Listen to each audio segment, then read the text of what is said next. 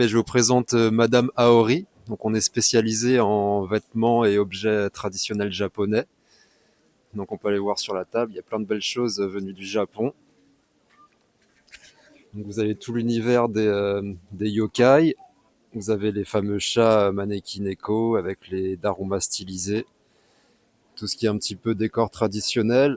On a aussi du vintage, des choses quasiment introuvables ailleurs, avec des vieux jouets des années 60, 70. On a des belles collections de tanuki, des daruma, des classiques au stylisés. Alors les daruma, sur la version la plus connue, qui est celle-ci, les yeux ne sont pas faits. Lorsqu'on le reçoit, on peint un œil en se fixant un vœu, mais dans le sens objectif. Ça peut être passer le permis de conduire dans l'année ou quelque chose comme ça. On le laisse bien chez soi quelque part où on le voit tous les jours. Du coup, ça nous rappelle notre objectif et lui envoie les bonnes ondes pour qu'il s'accomplisse. Et une fois l'objectif atteint, on peint le deuxième œil. Là, on a des belles collections de kokeshi. Donc, on a du vintage, on a du neuf avec des choses un peu stylisées.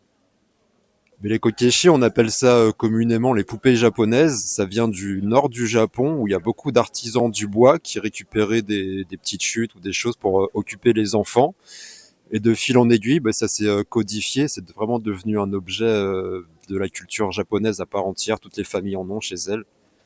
Donc voilà, ça tourne beaucoup autour de la symbolique de l'enfance, de la bonne santé, des liens familiaux, tout ça. Là, sur notre petit présentoir, on a les ema. C'est ce qu'on suspend normalement dans les temples japonais et on écrit son vœu au dos. Alors, on peut modifier la version et le suspendre à une fenêtre ou une poignée de son bureau en écrivant son vœu qui pourrait être je voudrais aller au Japon cette année.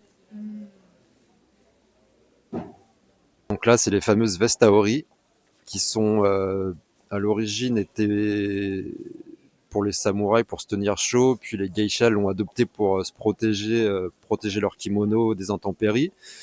Et pareil, de fil en aiguille, bah, ça s'est stylisé pour faire des vestes super sympas et assez faciles à porter, à sortir avec une robe ou un jean, t-shirt blanc facile. Ça se porte ouvert, c'est assez ample, ça se met tel quel, ça va à tout le monde, c'est génial. On a mis les noirs d'un côté, là c'est typiquement ceux qui sont pour hommes, qui sont toujours très sobres et assez amples.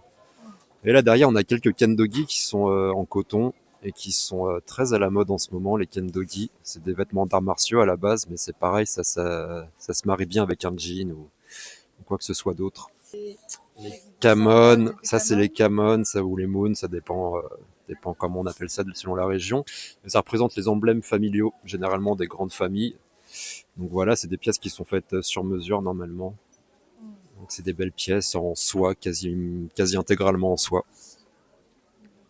Voilà, donc ça c'est du vintage hein, bien sûr, mais elles sont en bel état, et elles vous plairont c'est sûr.